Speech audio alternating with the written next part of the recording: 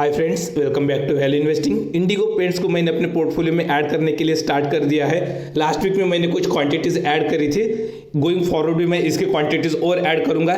इसको सिलेक्ट करने का रैशनल क्या है मैं वो आपको एक्सप्लेन करूंगा। इसके कुछ चीज़ें हम लोग इंपॉर्टेंट चीज़ें जो है उसको भी कवर करेंगे। वीडियो काफ़ी इंपॉर्टेंट होगा, कंटिन्यू बने रहते हैं तो डेफिनेटली आपको कुछ ना कुछ नॉलेज बिल्कुल मिलेगा।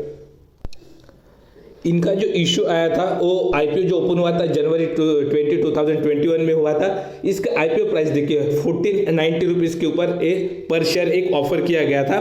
और इसको अगर हम लोग सब्सक्रिप्शन भी देखें तो काफ़ी बढ़िया मिला था। इसी वजह से इसका वाला जो शेयर है ना वो मोर देन 2 टाइम्स के आसपास लिस्ट हुआ था। अगर इसके 52 वीक हाई की बात करें तो यहाँ पे लेवल्स देख सकते हैं आप 3 रुपीज़ के। और इस लेवल के साथ अगर इसका कैलकुलेशन करें, ठीक है, तो पी मल्टीपल ऑलमोस्ट आ रहा था 220 से लेके 240 रुपीज़ का, जहाँ पे एशियन पेंट जो कि मार्केट लीडर है वो ट्रेड कर रहा था 100 से लेके 120 के प्राइस रेंज पे पी पे, और बर्जर पेंट जो है 90 से लेके 100 के पी पे काम कर रहा था। तो ये डेफिनेटली था कि अगर ये ग्रोथ दिखाता है तो ये वैल्यूएशन कम होगा, अगर ग्रोथ नहीं दिखाता है तो प्राइस करेक्शन होगा, दोनों में से एक चीज़ होगा। तो यहाँ पे अगर हम लोग रिजल्ट रिव्यू करते हैं तो रिजल्ट में दिखाई देगा कि मतलब इनके वाले जो रेवेन्यूज है वो एक्सेप्शनली कुछ इनके जो प्रॉफिट्स है वो एक्सेप्शनली कुछ बड़े नहीं है, जिसके वजह से क्या हुआ है इनका ईपीएस जो है उसमें ग्रोथ नहीं आई है जैसा चाहिए वैसा।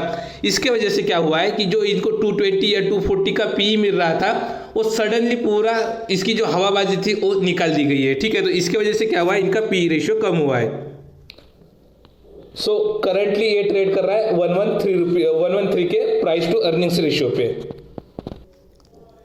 इसके पीछे भी एक रीज़न है, क्वाइट पॉसिबल था कि ये फिगर और इम्प्रूव हो सकता था, लेकिन जो जिस तरीके का सेकंड वेव आया है और मानसून की वजह से मानसून जो डिलेडली मतलब रिमूव हुआ है, ठीक है, तो उसके वजह से क्या हुआ है इनकी जो revenues as well as profitability है उसमें थोड़ा सा डेंट आया है। तो उसके वजह से हुआ क्या है कि यहाँ पे आप देख सकते हैं कि 2020 के कंपेरिजन में 21 में तो इनका वाला जो है अर्निंग्स और रिवेन्यूज दोनों भी बढ़ा था, ठीक है। लेकिन अगर आप लास्ट ईयर के साथ कंपेयर करें 2021 के साथ तो इनके रिवेन्यूज बढ़े, लेकिन ऑपरेटिंग प्रॉफिट मार्जिन कम होने की वजह से इनका जो प्रॉफिटेबिलिटी है वो सेमी लेवल पे, यानी ईपीएस में इतना कुछ चेंज नहीं हुआ है। इसके वजह से क्या है इनका जो ग्रोथ हम लोग एक्सपेक्ट कर रहे थे, ठीक है, ग्रोथ जो मार्केट एक्सपेक्ट कर रहा था वो ग्रोथ मिला नहीं है। इसकी वजह से क्या है कि जो पी नीचे आना था आइदर अर्निंग्स के थ्रू या प्राइस के थ्रू, तो अर्निंग्स तो बढ़ा नहीं है। इसकी वजह से क्या है प्राइस को नीचे लाया गया है और उसकी वजह से अभी ये पी करेक्ट हुआ है। अभी मुझे क्या लगता है कि ये पी कहाँ तक जा सकता है, तो उसका एक रफ कैलकुलेशन करते हैं। देखिए एक फेयर कैलकुलेशन करने की कोशिश करेंगे, ठीक है। तो जनवरी में 12 करोड़ का प्रॉफिट, उसके बाद 14 करोड़ का, 24 करोड़ का, जहां तक मुझे लगता है ये कंपनी कैपेबल है। यहाँ पे अगर सितंबर का फिगर देखें आप तो यहाँ पे ओपीएम वगैरह डाउन था, तो क्वाइट पॉसिबल है कि इनका 15 से लेकर 16% का ओपीएम मेंटेन रहे और उसके साथ इनके वाले रिजल्ट्स भी थोड़े से बेहतर हो। तो जहां तक मुझे लगता है इनका वाला ईपीएस जो है वो 18 से लेके 20 के बीच में करंट ईयर में आ सकता है, ठीक है। मैं आने वाले 1 साल की बात कर रहा हूँ, ठीक है। अगर क्रूड ऑयल नॉर्मल रहता है, प्राइसेस वगैरह बढ़ती नहीं है बहुत ज़्यादा लेवल तक, और साथ ही में जो है इन्फ्लेशन थोड़ा बहुत कंट्रोल में अगर आ जाता है, ये दोनों चीज़ें अगर रहती है जिसका कुछ इम्पैक्ट इनके ऊपर पड़ता है, तो अगर ये दोनों चीज़ें अगर नॉर्मल रहती है तो इनका ईपीएस जो है 18 से लेकर 20 आ सकता है। सो 18 से अगर मैं कैलकुलेट करूँ और इनको पी मल्टीपल जो है अभी जैसे एशियन पेंट 100 पे ट्रेड कर रहा है, तो मुझे भी लगता है कि इंडिगो पेंट्स उतने रेंज पे या फिर उससे ज़्यादा के रेंज में कर सकता है, क्योंकि ये थोड़ा सा एक डिफरेंट ब्रांडिंग के थ्रू जा रहा है, अलग अलग प्रोडक्ट्स लॉन्च कर रहा है जो एशियन पेंट या बर्जर पेंट के पास नहीं है। सेल बहुत ज़्यादा होगा मैं ये नहीं बोल रहा हूँ, लेकिन एक डिफरेंशिएशन क्रिएट कर रहा है और उसी डिफरेंशिएशन के साथ इनकी जो स्ट्रैटेजी है कि इनके वाले बाकी के जो प्रोडक्ट्स है वो भी अच्छे खासे प्रीमियम पे ट्रेड करे। तो इस स्ट्रैटेजी के ऊपर अगर ये खरा उतरता है तो डेफिनेटली इसको एशियन पेंट से भी ज़्यादा का पी मल्टीपल मिलेगा गोइंग फॉरवर्ड, क्योंकि ये ग्रोथ ओरिएंटेड रहेगा, इसको आपको याद रखना पड़ेगा। अगर वैसे नहीं होता है तो डेफिनेटली इसका वैल्यूएशन फिर 0.8 टाइम्स 0.7 टाइम्स एशियन पेंट का वैल्यूएशन हो जाएगा, ठीक है। ये कंडीशनल स्टेटमेंट है, ये आपको याद रखना है। तो 18 का अगर पी मल्टीपल आता है और अगर मैं 100 का पकड़ता हूँ तो उस कंडीशन में ये लेवल निकल के आता है 1800 का। अगर मैं 110 का अगर पकड़ दूँ तो ये करीब करीब 1900 के ऊपर का लेवल निकल के आता है और मान लीजिए अगर ये वाला जैसे हम लोग बोल रहे हैं कि पी मल्टीपल 18 से लेके 20 आता है, एक्सपेक्टेशन से भी कंपनी अगर बेटर करता है 22 24 का अगर ईपीएस अगर आ जाता है, अभी ये क्यों आ सकता है उसका भी मैं रीजन आपको बताता हूँ। तो 22 या 24 का अगर ईपीएस आ जाता है तो उस कंडीशन में क्या रहेगा उसको एक बार चेक करते हैं। देखिए 22 का ईपीएस अगर आ जाता है तो इसका मतलब है कि कंपनी ग्रोथ दिखा रहा है तो पी मल्टीपल मेंटेन होगा।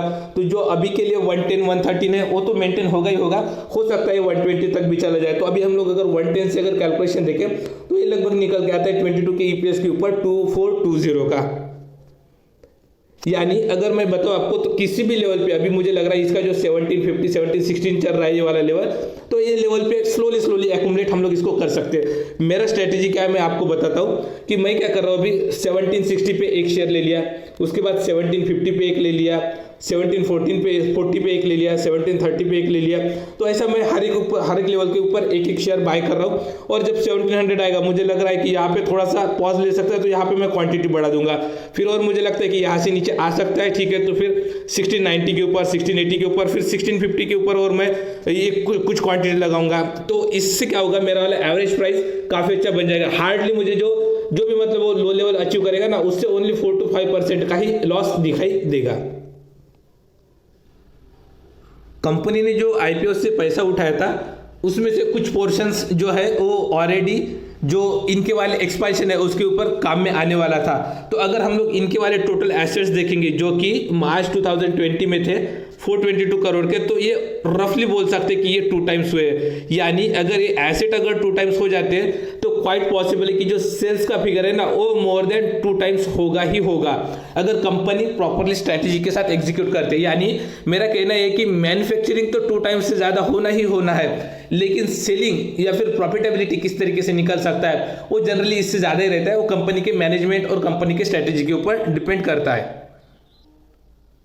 तो कंपनी ने यहाँ पे 625 करोड़ के जो रेवेन्यू जनरेट किए थे मार्च 2020 में, तो ये 21 में जिस तरीके से चाहिए उस तरीके से रिप्लिकेट नहीं कर पाए, 21 में भी नहीं हो पाए, 2022 मतलब जो ये करंट फाइनेंशियल ईयर है उसमें भी रेप्लिकेट नहीं हो पाए। मेरे अकॉर्डिंगली इसके आगे वाले ईयर में वो डेफिनेटली रिप्लिकेट होंगे। और मैं यहाँ से एक्सपेक्ट कर रहा हूँ कि ये वाले जो रेवेन्यू के फिगर है 1200 से लेकर 1300 करोड़ के आने के चांसेस है। अगर उसके ऊपर अगर मैं 15% का अगर प्रॉफिटेबिलिटी अगर दिखाऊं तो रफली ये फिगर निकल के आता है 195 करोड़ का। और अगर मैं इसका कैलकुलेशन करूं ये 123 या 125 करोड़ के साथ जो कि ऑपरेटिंग प्रॉफिट रहा है लास्ट 2 इयर्स का, यानी टीटीएम वाला और लास्ट ईयर का, तो लगभग यहाँ से 56% की ग्रोथ हमें ऑपरेटिंग प्रॉफिट में दिखाई पड़ सकती है।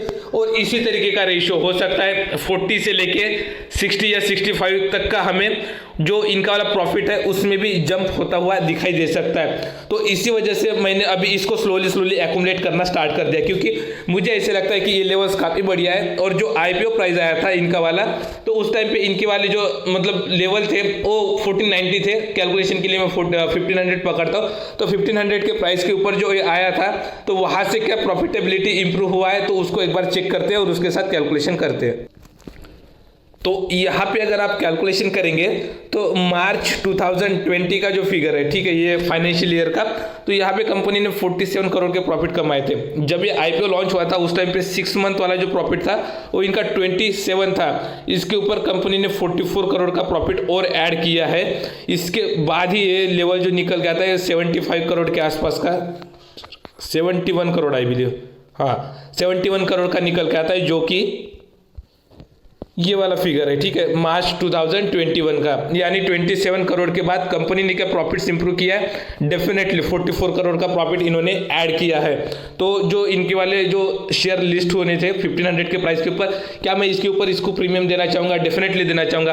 कितना देना चाहूँगा? मैं 1.2x देना चाहूँगा। तो अगर मैं 1500 को 1.2x से अगर मल्टीप्लाई करूँ तो वो लेवल निकल के आते हैं लगभग 1800 के, ठीक है। सो 1800 के लेवल पे मुझे एक्यूमुलेट करने के लिए कोई प्रॉब्लम नहीं है। ये शेयर मुझे उससे भी नीचे मिल रहा है, तो इसको तो मैं स्लोली अभी एक्यूमुलेट करता जाऊंगा। अभी शेयर गिर क्यों रहा है इसका भी मैं रीजन आपको बताता हूँ। एक तो सबसे पहले मैंने आपको बता दिया कि पीई मल्टीपल इसका 220 से लेके 240 चला गया था, जो कि बहुत ह्यूज है। इतने पे सस्टेन होना पॉसिबल नहीं था। ये इसको मिला था ताकि ये रिवेन्यूज वगैरह डबल करेगा, प्रॉफिटेबिलिटी डबल करेगा, तो ये ऑटोमेटिकली कम होगा ऐसे एक्सपेक्टेशन था। लेकिन ये जो सिनारियोज थे, ग्लोबल क्यूज थे, उसके साथ साथ इंडियन मार्केट या फिर जो भी मतलब पेंट इंडस्ट्री में जो सिचुएशन थी उसकी वजह से नहीं हो पाया, ठीक है। क्योंकि हर एक कंपनी का ही वही हिस्ट्री रहा है अभी, मतलब ये लास्ट जो फाइनेंशियल ईयर था उसमें तो प्रॉफिटेबिलिटी इंप्रूव नहीं हुआ है। इसकी वजह से इसका जो वैल्यूएशन था प्रीमियम वाला वो छीना गया। लेकिन मुझे ऐसे लगता है कि ये वैल्यूएशन एटलीस्ट 110 के ऊपर मेंटेन हो सकता है, 100-110 के ऊपर, तो मुझे एक्यूमुलेट करने के लिए कोई प्रॉब्लम नहीं है यहाँ से। एक और हिडन चीज़ है जो आपको समझनी चाहिए, यहाँ पे प्रमोटर का होल्डिंग 54% है, एफआई के पास 10.92 का स्टेक है, ठीक है। डीआईआई कोई भी आइडेंटिफाइबल नाम नहीं है यहाँ पे, लेकिन उनका स्टेक 2.63 है। पब्लिक के पास अगर देखें तो यहाँ पे 13.45 आपको दिखाई देगा, लेकिन उसमें भी एससीआई इन्वेस्टमेंट, ये कोई ना कोई फर्म है जहाँ से ये 3-4 क्वार्टर से होल्ड कर रहा है, तो इसका मतलब ये कोई बड़ी फर्म है जो कि अपना स्टेक कांस्टेंट रख रही है। और एक सिक्विया कैपिटल इंडिया इन्वेस्टमेंट करके, ठीक है, तो इन्होंने भी 13.73 का स्टेक लेके रखा है। अगर हम लोग दोनों का अगर सेम कर दे 14.81 और 13.73 का, तो ये कितना आता है 4, 5, 7, 8 and 2, ओके 28.54। और अगर हम लोग 32.54 अगर यहाँ से पकड़े तो ये लगभग निकल के आता 4%, ठीक है। सो ओनली 4% का स्टेक ही रिटेल इन्वेस्टर के पास है।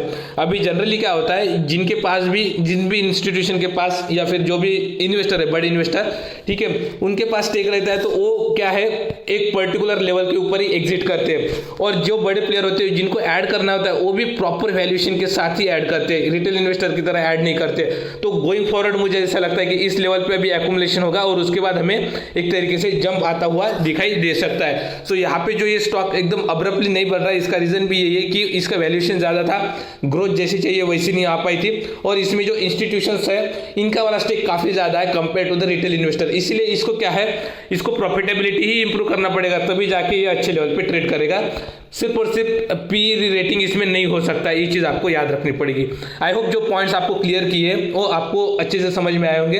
अगर वीडियो अच्छा लगता है, आपको हेल्पफुल लगा है, तो वीडियो को लाइक करें और अपने दोस्तों के साथ शेयर करें और इस चैनल को सब्सक्राइब करें।